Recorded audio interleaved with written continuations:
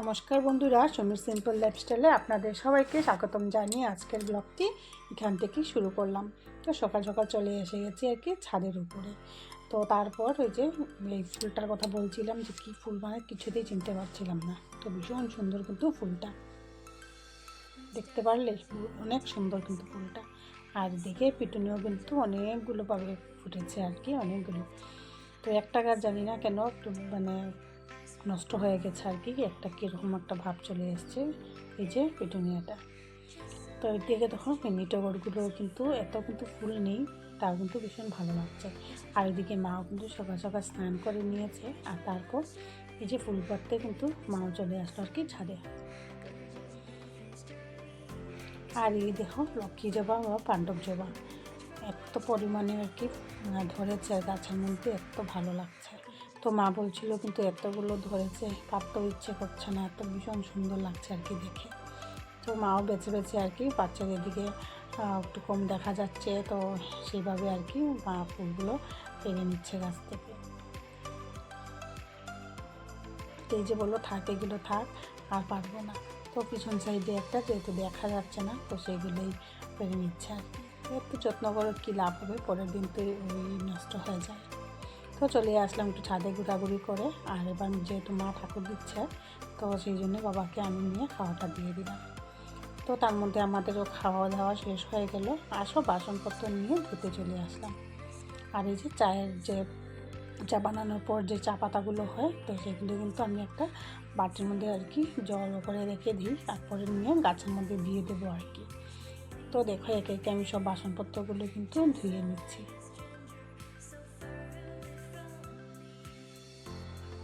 সব বাসন কিন্তু একসঙ্গেই জমা করে রেখে দিয়েছিলাম আর কি, চাটা খাওয়ার পর। যে সকালবেলা একবার চা খেয়েছিলাম সেই বাসনপত্রগুলো, তারপরে এখন খেলাম বা বাচ্চাদেরকে টিফিন দিলাম, তো সব কিছু মিলিয়ে এখন সব বাসন আর কি ধুয়ে দেবো। তো দেখো আমার ভালো করে গুছিয়ে আর রেখে দিলাম, আর এবারে একে একে সব বাসনপত্রগুলো কি ধুয়ে নিচ্ছি। ঘুম থেকে ওঠার পর যে এই কাজ শুরু হয় আর কি, কি বলবো, রাতে শোয়া অবধি আর কাজ শেষ হতেই চায় না, এত কাজ থাকে ঘরে। কি বলবো, একই কাজ মানে নিত্য নতুন আর কিছুই কাজ নেই। সেই ঘর পরিষ্কার করা, বাসনপত্র ধুয়ে রাখা, গুছিয়ে রাখা, রান্না বাড়া করা, সবাইকে দাও নিজে খাও, তো এত কাজকর্ম কি বলবো। পুরো রাত্রে মানে যতক্ষণ না বিছানায় উঠা যায় ততক্ষণ কিন্তু কাজ লেগেই থাকে।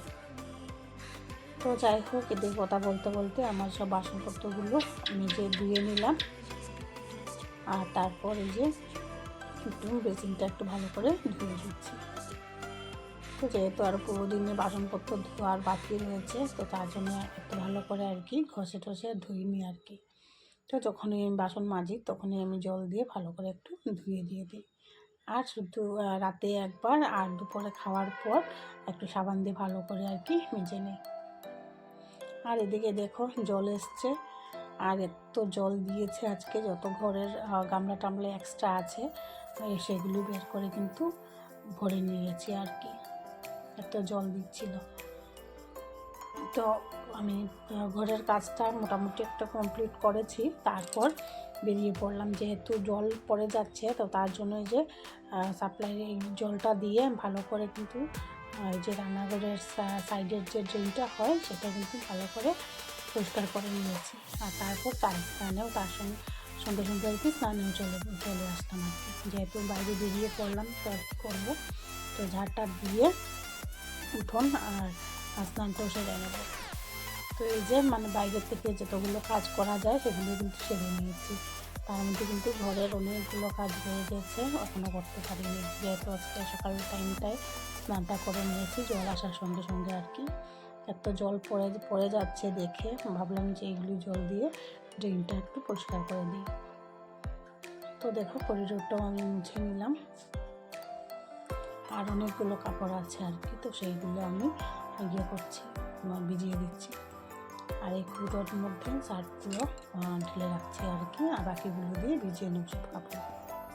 তো ছোটো প্যাকেট সার্ফের হলে আর কৌটোটা ঢালতেই হয় না, এক প্যাকেটেই লেগে যায় বেশি কাপড় হলে। আর যেহেতু বড় ছিল প্যাকেটটা, তো তার জন্য কিন্তু এই যে কৌটোতে ভরে রেখে দিলাম। আর এখন সব কাপড় চোপড়গুলো ভিজিয়ে দিচ্ছি। প্রত্যেক দিন এত নোংরা কাপড় করতে গেলে যে ভিজে নিজেও বুঝতে পারি না। আর এই যে তার জন্য মিলিয়ে এখানে কিন্তু মায়েরও কাপড় চোপড় নেই আর বাবারও নেই।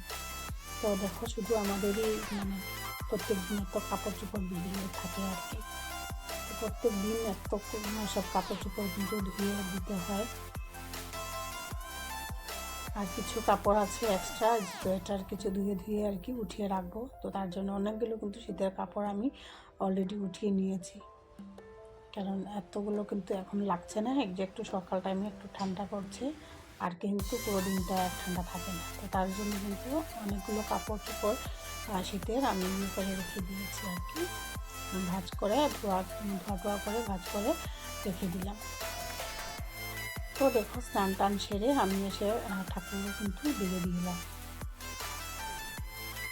ঠাকুর দেওয়া কমপ্লিট হয়ে গেল, কিন্তু ঘরের কাজটা কিন্তু এখনও কমপ্লিট হয়নি, অনেকগুলো কাজ রয়েছে।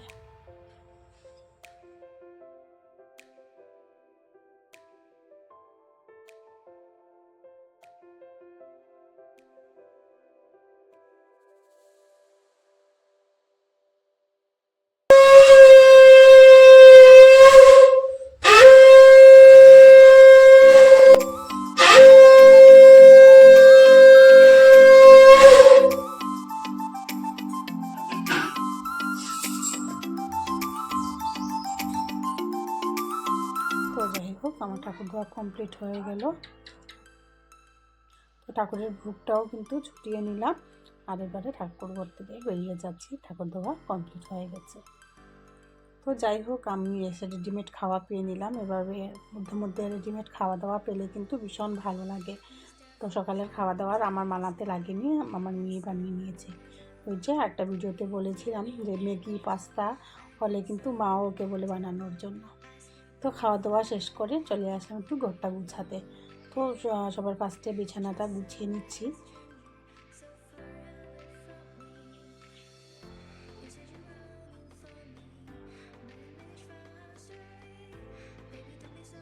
তবে যে শীতকালের কিন্তু এখনও কিন্তু ল্যাপটপ কিন্তু এখনও উঠাইনি, এখনও কিন্তু গায়ে দিতে লাগছে।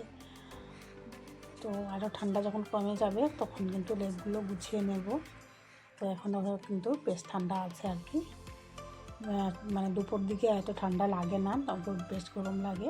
কিন্তু এই যে সকাল টাইম বা সন্ধ্যার টাইম কিন্তু একটু ঠান্ডা পড়ে আর কি।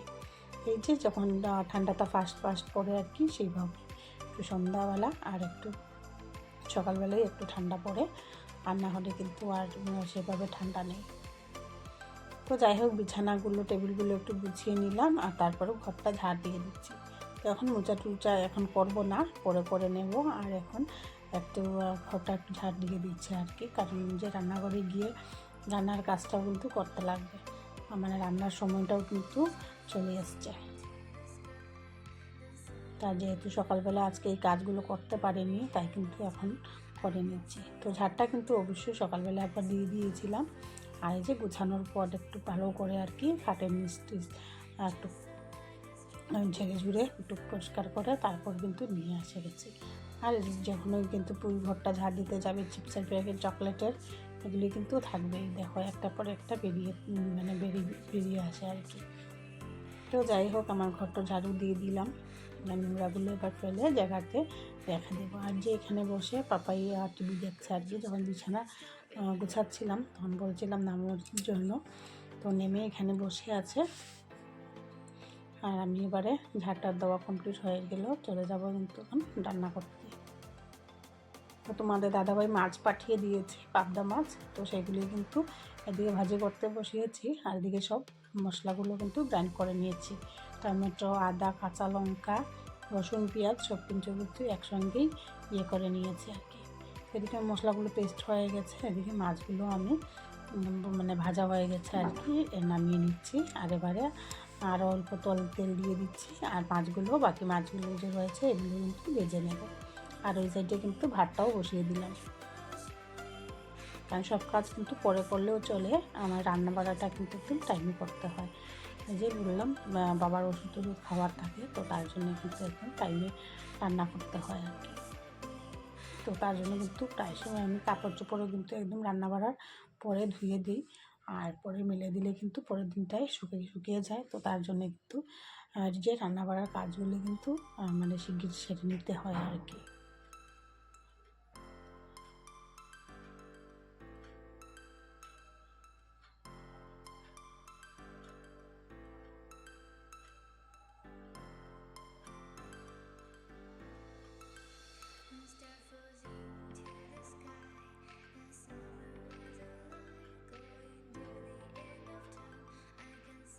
তো মাছগুলো উলটপালট করে ভালো করে ভেজে নিলাম, আর এবারে কিন্তু নামিয়ে নেব। একদম অল্প হাতে কিন্তু মাছগুলো ভাজতে হয়, নাহলে কিন্তু ভেঙে যাওয়ার মানে সম্ভাবনা বেশি হয় আর কি। এদিকে দেখো আমার ভাতটাও হয়ে গেল, এবারে কিন্তু নামিয়ে নেব। তো নামানোর আগে ভালো করে একটা নাড়াচাড়া করে দেব, আর তারপর নামিয়ে নেব।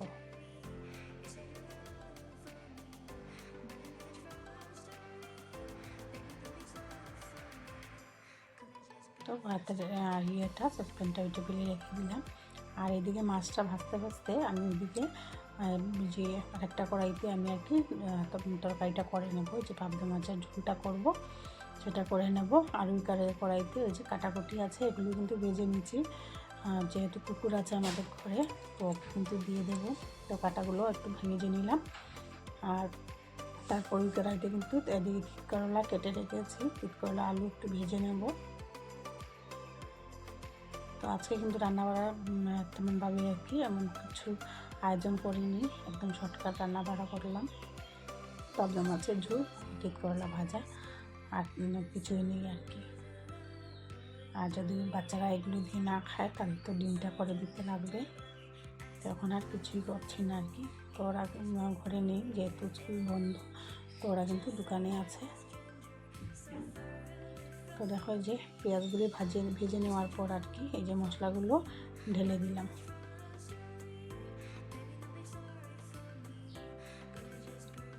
আর ওইদিকে তিতকরলা ভাজিটাও কিন্তু বসিয়ে দিচ্ছি। তিতকরলাগুলো কাটাকুটি করার পর এই যে জল ঝরার জন্য এই ঝুড়িতে উঠিয়ে রেখে দিয়েছিলাম। তো একদম মশলাপাতি লবণ টবণ সব কিছু দিয়ে দিচ্ছি, কারণ তিতকরলা ভাজতে কিন্তু অনেকটাই সময় লেগে যায়, যেহেতু একদম স্টিমটা কমিয়ে আর কি ভাজতে হয়, তো তার জন্য।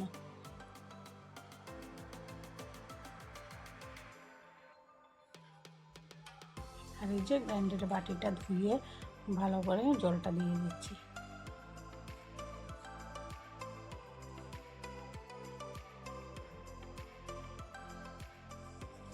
তারপর সব মশলাপাতিগুলো আর কি দিয়ে দেবো, এই যে জিরে গুঁড়ো, হলুদ গুঁড়ো, ধনে গুঁড়ো, এগুলো সব দিয়ে দেবো। আর ওই যে তিতকরলা ভাজার মধ্যে না রসুন, তারপর পেঁয়াজ এগুলো কিছু করে দিলে কিন্তু খেতে ভীষণ ভালো লাগে, আর তার সঙ্গে 4-5টা কাঁচা লঙ্কাও কিন্তু দিয়ে দিয়েছি।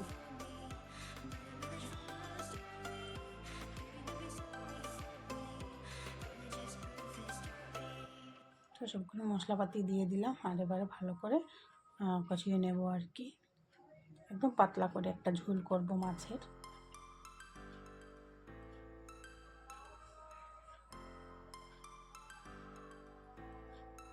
এদিকে রান্না করতে করতে যতগুলো বাসন বেরিয়েছিল সবগুলো আমি সিঙ্কে রেখে দিয়েছি আর কি, পরে ধুয়ে নেব। এখন আর ধুবো না, কারণ অনেকগুলো কাপড় যে ভিজিয়ে রেখে দিয়েছিলাম, তো সেগুলো কিন্তু এখনও ধোয়া হয়নি।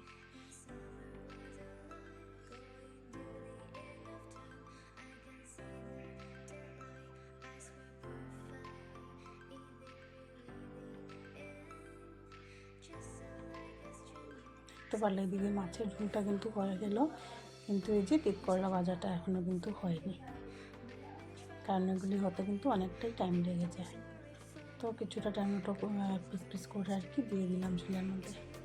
এদিকে দেখো টকবক করে ফুটছে, তো এর মধ্যে কিন্তু মাছগুলো দিয়ে দিলাম।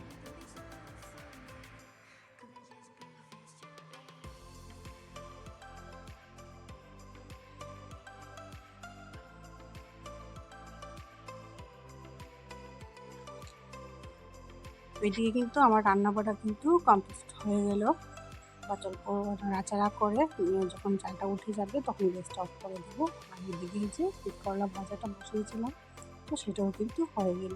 তো আমার রান্নাবাড়া বা ঘরের কাজকর্ম সবই কিন্তু কমপ্লিট হয়ে গেল। এবারে বাইরের কিছু কাজ আছে, তো সেইগুলো কিন্তু মানে করে নেব।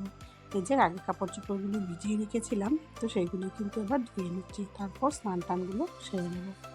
তো বন্ধুরা, আজকের মতো এই পর্যন্তই। দেখা হবে নেক্সট আরেকটি ভিডিওতে। ততক্ষণ সব ভাই ভালো থাকবেন, সুস্থ থাকবেন। নমস্কার।